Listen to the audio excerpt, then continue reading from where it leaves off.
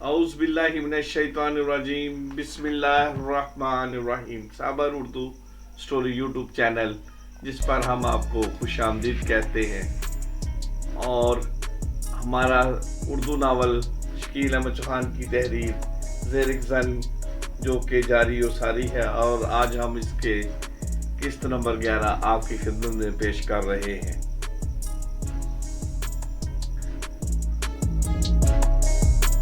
शौकत खाना अस्पताल की पार्किंग में खड़ा हुआ ज़रार कभी अपनी कार में बैठ जाता और कभी बेचैनी से इधर उधर चलने लगता। अस्पताल के अंदर आने से उसे इतरत ने मना कर दिया था। कोई 1.5 घंटे के बाद इतरत उसे अपनी तरफ आती हुई दिखाई दी तो उसकी जान में जान आई। इतरत के करीब आते ही ज़रार ने यकलक पूछा, क्या कहा डॉक्टरों ने? कोई खतरे वाली बात तो नहीं है? इतरत मुस्कुराते हुए कार का दरवाजा खोलकर अंदर बैठ गई। ज़रार भी जल्दी से ड्राइविंग सीट पर बैठ गया। कल रिपोर्ट्स मिलेंगी, इतरत ने बताया। ज़रार जिद्दी बच्चे की तरह कहने लगा, अब मैं आपकी एक नहीं सुनूंगा, बस मैं आपको बाहर ले कर जा रहा हूं। अंदर बाहर का एक ही मालिक है ज़रार साहब, मैंने उसी मालिक के हुजूर अर्जी पेश कर दी है, इतरत ने बड़े सुकून से बताया। मियाँ जी के डेरे पर जाना चाहती हूँ। इतरत की बात सुनते ही ज़रार ने कार स्टार्ट कर ली। जब वो दोनों मियाँ जी के डेरे पर पहुंचे तो वजीर लांगरी और मलंग पहले से बाहर खड़े थे। वो दोनों जल्दी से कार के पास आ गए। मलंग ने कार के रुकते ही इतरत का दरवाजा खोल दिया। इतरत ने विंड स्क्रीन से लांगरी को ज़रार की तरफ का दरवाजा खोलने का इशारा कर दिया। ज़रार सीट बेल्ट खोलने के बाद पिछली सीट पर पड़े हुए मियाँ जी के लिए लाए हुए तहाइफ को देख रहा था। लांगरी ने उसका दरवाजा खोला। ज़रार ने बाहर निकलते हुए इतरत को बताया, मियाँ जी का सामान अभी इसी गाड़ी में ही रहने दे। इतरत ने यह कहने के बाद कुछ सोचा, फिर बोली, आप मियाँ जी के हुजरे में जाएं, मैं थोड़ी देर बाद आती हूँ। ज़रार के डेरे के अंदर दाखिल होते ही इतरत ने किसी को फोन मिला दिया। ज़रार मियाँ जी के हुजरे में दाखिल हुआ तो वहां का नक्शा ही बदला हुआ था। हुजरे के दरमियान में एक कब्र बनी हुई थी जिसे सब्ज रंग की बहुत सारी चादरों से ढांप दिया गया था। हुजरे की दीवारों और छत को मुसहरी में इस्तेमाल होने वाले सामान से सजा दिया गया था। कब्र के सरहाने की तरफ चीनी के 2 बड़े प्यालों में खुश्क आटे में खड़ी हुई बहुत सारी अगरबत्तियां सुलग रही थी।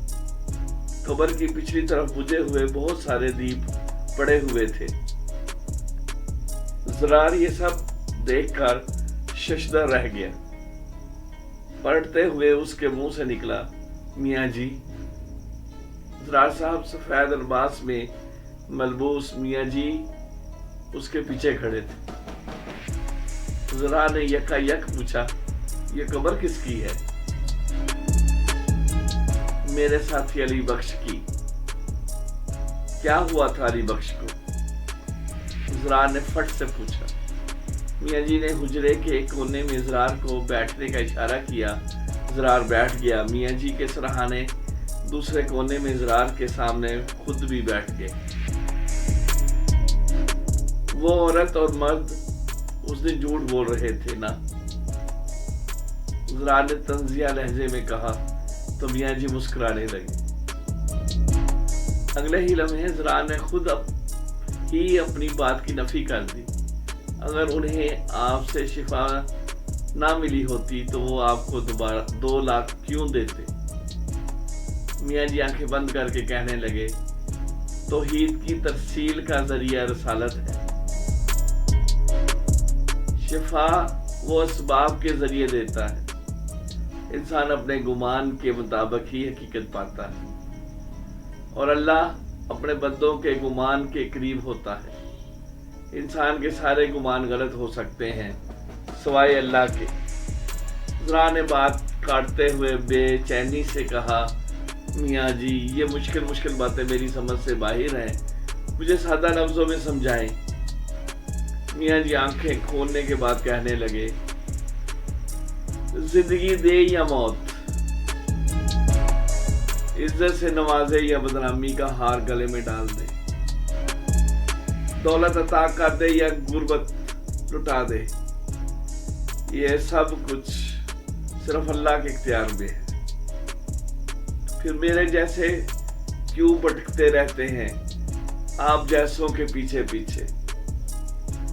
آپ جیسوں سے دعائیں کروانے کے لیے بھاگتے ہیں۔ زرار بات کرتے کرتے رک گیا، چند ثانیے کوئی پرانی بات یاد کر کے کہنے لگا، میں نے آپ سے 2 سوال پوچھے تھے، دعا اور روح کے بارے میں۔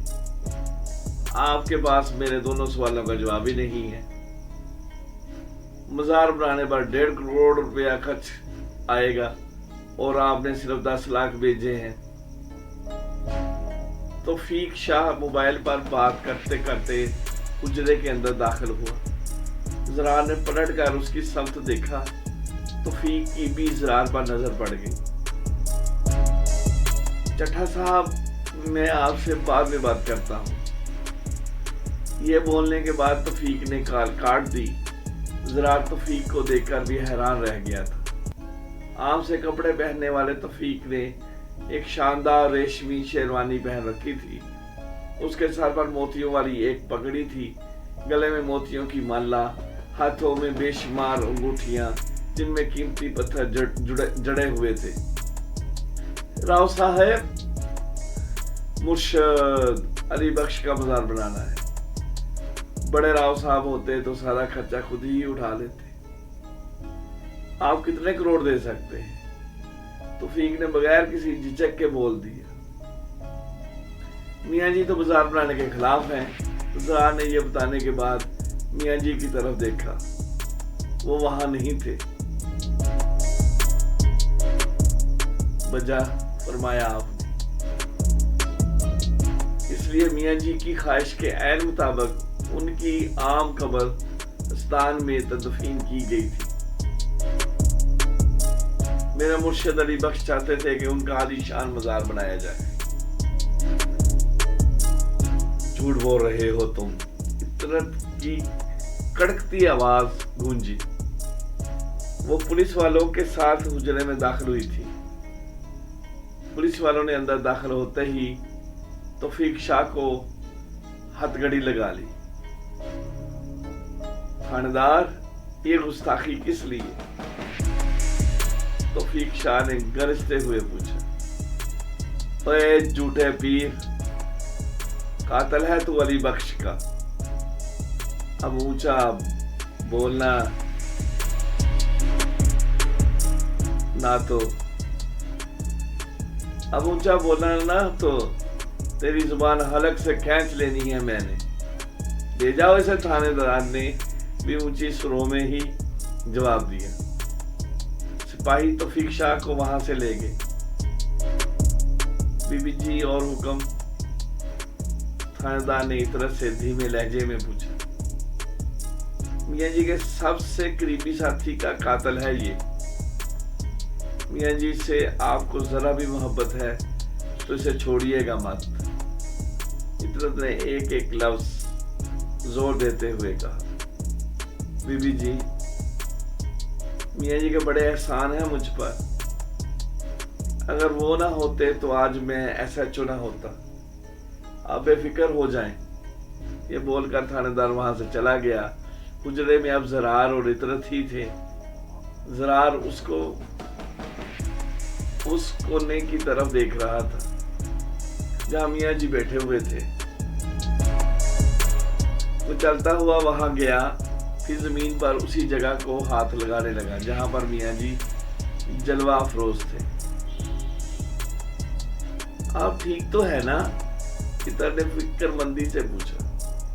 زرار، कपकपाती हुई आवाज में इतना ही बोल पाया, वो मियाँ जी, मैंने आपको खुद नहीं बताया था।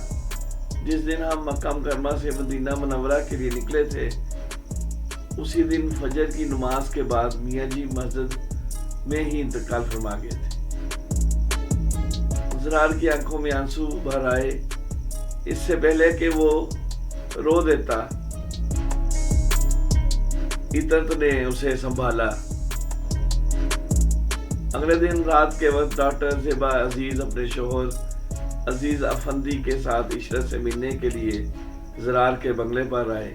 डॉक्टर ज़ेबा ने ड्राइंग रूम में बैठते ही ज़रार से कहा, बेटा, मिठाई हम लेकर आए हैं, चाय बनवाओ। तो फिर हम सब मुंह मीठा कर रहे। खुशी की बात है कोई? ज़रार ने तजस्सुस से पूछा। उसी वक्त इतरत भी ड्राइंग रूम में दाखिल हुई थी। Your wife is recovering very fast, Aziz Afandi ने बताया। ये सुनते ही ज़रार का चेहरा रोशन हो गया। उसने इतरत की तरफ फरते मोहब्बत से देखा। इतरत सीधी डॉक्टर ज़ेबा के पास गई। उन्होंने उसे गले लगाकर उसका माथा चूमते हुए कहा, ये सब तुम्हारी विल पावर से हो रहा है। डॉक्टर ज़ेबा की बात सुनकर इतर ने उन्हें बड़े अदब के साथ बैठने का इशारा किया। डॉक्टर ज़ेबा के बैठने के बाद इतरत भी चमकते हुए चेहरे के साथ उनके पास वाले सोफे पर बैठते हुए कहने लगी, मेरी विल पावर से ज्यादा किसी की दुआओं का असर है। किसकी? अजीज ने इश्तियाक से पूछा। आप जानना चाहते हैं सर? इतरत ने बताया। मियाँ जी की वफात के सुनकर बहुत दुख हुआ, डॉक्टर ज़ेबा ने अफसोसगी से कहा। मियाँ जी ने जिंदगी में मुझे कभी नहीं डांटा, सिवाय उस दिन कि जिस दिन उन्होंने पहली बार मुझे आपके पास भेजा था। मैं आपके पास आना नहीं चाहती थी। ज़रार बेटा, तुम्हें सुनकर अजीब लगेगा, हमारे पहले 3 बच्चे पैदा होते ही फौत हो गए थे। मेरी वालदा ने मुझे मजबूर किया हम दोनों एक बार मियाँ जी के पास जरूर जाएं। मैंने बड़ी मुश्किल से डॉक्टर साहब को मियाँ जी के पास जाने के लिए तैयार किया था। डॉक्टर ज़ेबा की बात खत्म होते ही डॉक्टर अजीज ने अपना स्पिरिचुअलिटी नुक्ते नज़र यानी रूहानियत का नुक्ते नज़र पेश किया। तब मेरा नहीं था। मियाँ जी से मिलने के बाद मैंने अपनी बिलीव यानी यकीन की राय बदलने पर मजबूर हो गया। शाकरा चाय वाली ट्रॉली के साथ ड्राइंग रूम में वारद हुई। इतरत अपनी जगह से उठी और शाकरा को अपनी गर्दन के साथ जाने का इशारा किया। इतरत ने खुद सबको मिठाई पेश करने के साथ साथ चाय भी बना कर दी। नाजरीन, ये थी किस्त नंबर 11 जो कि आपकी खिदमत में पेश की गई। उम्मीद करते हैं कि आपको हमारा ये नावल ज़ेरिक सन जो कि शकील अहमद चौहान का लिखा हुआ है पसंद आ रहा होगा और हमारी